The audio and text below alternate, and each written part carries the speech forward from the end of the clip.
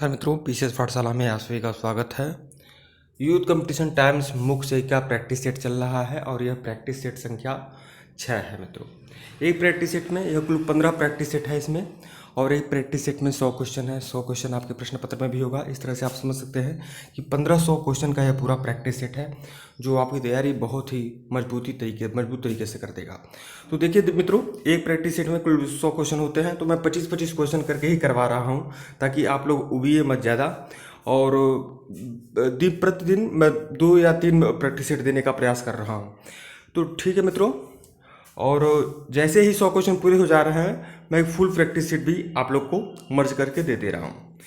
तो अगर इसके पहले का वीडियो नहीं देखे हैं तो प्लेलिस्ट में जाइएगा। यूथ कंपटीशन टाइम्स यूपी मुख्य का प्रैक्टिस सेट के नाम से प्लेलिस्ट बनी हुई है, प्लेलिस्ट में जाइए और सभी वीडियो को देखिए। तो आज प्रैक्टिस सेट संख्या 6 है। टेलीग्राम बिल्कुल ज्वाइन करिएगा। टेलीग्राम का लिंक डिस्क्रिप्शन में है। टेलीग्राम पर एमसीक्यू कराए जाते हैं। फेसबुक ग्रुप भी जरूर ज्वाइन कर लीजिएगा। उत्तर प्रदेश मुख्य शिक्षा का फेसबुक ग्रुप बना है, लिंक डिस्क्रिप्शन में है। फेसबुक ग्रुप पे बहुत सारे मटेरियल, बहुत सारे इन्फॉर्मेशन आपको मिलते रहते हैं, तो उसको भी ज्वाइन कर लीजिएगा। दोनों का लिंक डिस्क्रिप्शन में दिया गया है। आइए शुरुआत करते हैं। प्रश्न संख्या 26 देखिएगा। निम्नलिखित में से सामाजिक नियंत्रण का औपचारिक अभिकरण कौन है? औपचारिक अभिकरण कौन सा है सामाजिक नियंत्रण का, ये आपको बताना है। तो कौन है? तो इसमें जो राज्य है वह सामाजिक नियंत्रण का औपचारिक अभिकरण है। विकल्प सी। राज्य, कानून, जेल, ये सभी औपचारिक अभिकरण के अंतर्गत आते हैं, जबकि समाज, परंपराएं, जननीतियाँ जो होती हैं सामाजिक नियंत्रण की, यह अनौपचारिक अभिकरण होती हैं। प्रश्न 27 देखिएगा। सामाजिक डार्विनवाद से निम्नलिखित में से कौन विश्वास करता है? सामाजिक डार्विनवाद में निम्नलिखित में से कौन विश्वास करता है?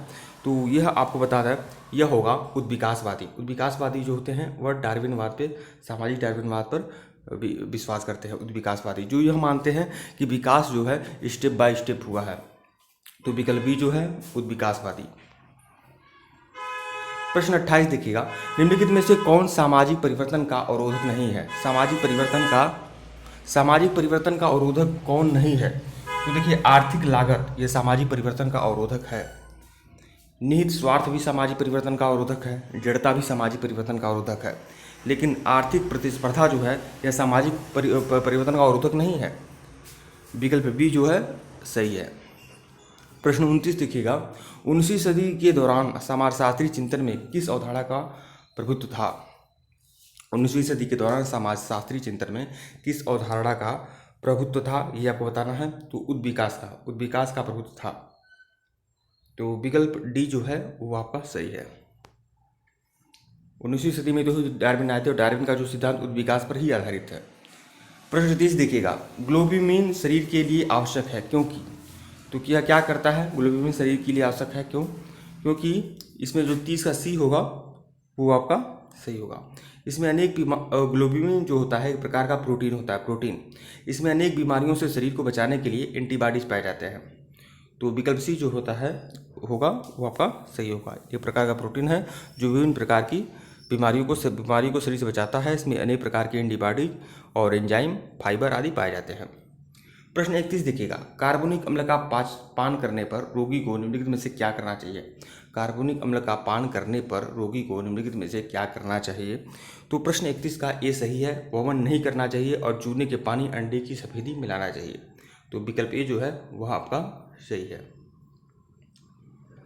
प्रश्न 32 देखिएगा। फेमुलस शब्द का अर्थ क्या है? तो फेमुलस शब्द का अर्थ क्या है? तो फेमुलस शब्द का अर्थ है सेवक से है। तो देखिए, फेमुलस क्या है? फैमिली जानते हैं, फैमिली मतलब परिवार होता है। तो यह लैटिन भाषा का शब्द है फेमुलस, जिसका तात्पर्य सेवक से निकलता है। लेकिन इसका अर्थ जो है नौकर मतलब सेवक है। लेकिन इस अर्थ में परिवार का अर्थ नहीं लगाया गया है। फेमिनस के विस्तृत अर्थ में परिवार समाज की एक ऐसी इकाई है जिसमें माता पिता और उसके विवाहित बच्चे तथा अन्य सदस्य सम्मिलित रहते हैं, जो उत्तरदायित्व और स्नेह की भावना से परस्पर बंधे रहते हैं। तो यह सेवक का मतलब नौकर से नहीं है। सेवक, फेमिनस शब्द का क्या अर्थ निकलता है? सेवक। और फेमिनस जो है लैटिन भाषा का शब्द है, तो यह एक सेवक से निकलता है। तो लेकिन यह जो है परिवार की तरह है। तो परिवार में जानते हैं, परिवार में दूसरे लोग, सभी लोग एक दूसरे की सेवा करते हैं बिना किसी निस्वार्थ भाव के। तो यह है इसका अर्थ। प्रश्न 33 देखिएगा, एक व्यक्ति अपने जीवन साथी का चुनाव अपने ही समूह में करता है तो उसे क्या कहते हैं? तो अपने ही समूह में करता है तो उसे अंतर विवाह कहते हैं, विकल्प सी। अपने ही समूह में करता है तो उसे अंतर विवाह कहते हैं, तो विकल्प सी। और जब दूसरे समूह में करता है तो उसे बहिर्विवाह कहते हैं। और विवाह के दो प्रकार होते हैं, अनुलोम विवाह और प्रतिलोम विवाह। पहले के अनुसार अनुलोम या प्रतिलोम विवाह दो प्रकार के होते थे विवाह करने की तरीका। अनुलोम मतलब जब स्त्री जो होती है छोटे वर्ग से और जो पुरुष होगा बड़े वर्ग से, तो उसे अनुलोम विवाह कहते हैं।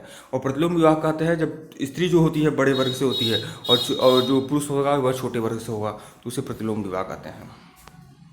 प्रश्न 34 देखिएगा, जीवन चक्र की किस अवस्था में साधनों की मांग बढ़ जाती है? जीवन चक्र की किस अवस्था में साधनों की जो मांग है वह बढ़ जाती है? तो विस्तार अवस्था में। तो विकल्प बी जो होगा वह आपका सही होगा। प्रश्न 35 देखिएगा, वह किसका कथन है कि संयुक्त परिवार में दाम्पत्य प्रेम के विकास का अवसर कम प्राप्त होता है? तो किस समाजशास्त्री ने कहा था? तो हमारे देश के प्रथम राष्ट्रपति डॉक्टर राजेंद्र प्रसाद ने यह कहा था, यह माना था कि संयुक्त परिवार में दाम्पत्य प्रेम के विकास का अवसर कम प्राप्त होता है, क्योंकि संयुक्त परिवार में कोई ऐसी हर जगह सब जगह कंजेस्टेड होता है, कोई एक ऐसी जगह नहीं होती है जहाँ दाम्पत्य विकास का अवसर मिल सके। तो यह राजेंद्र प्रसाद जी ने कहा था। प्रश्न 36 देखिएगा, विवाह योग्य लड़की की उम्र 18 वर्ष रखी गई थी। तो विवाह अधिनियम जो था 1955, विवाह अधिनियम 1955 के अनुसार विवाह योग्य लड़की की जो आयु निर्धारित की गई 18 वर्ष, और विवाह योग्य एक लड़के की आयु जो निर्धारित की गई थी 21 वर्ष। यह विवाह अधिनियम 1955 के अनुसार।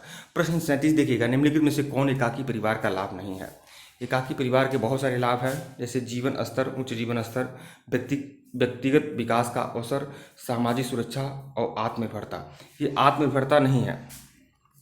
प्रश्न 37 का डी इसमें प्रश्न 37 प्रश्न 37 का सी नहीं सही है, सी नहीं है।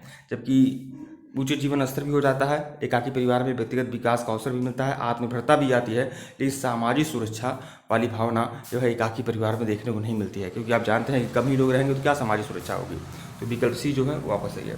प्रश्न 38 देखिएगा, उस विटामिन का नाम बताइए जिसकी कमी के कारण अत्यधिक खून बहने लगता है। तो विटामिन के जो होता है, इसकी कमी से क्या होता है? विटामिन के में जो होता है थ्रोम्बिन नामक प्रोटीन पाया जाता है, जो रक्त का थक्का बनाने में मदद करता है, मतलब रक्त को जमने में मदद करता है। और जब इस विटामिन की कमी हो जाती है तो रक्त जो है पतला हो जाता है, और पतला हो जाएगा तो इसकी कमी के कारण अत्यधिक खून बहने लगेगा। तो विकल्प सी जो है वो आपका सही है। प्रश्न 39 देखिएगा, निम्नलिखित में से कौन सा तीव्र जठरांत संबंधी संक्रमण पैदा करने वाला एक जल जनित रोग है?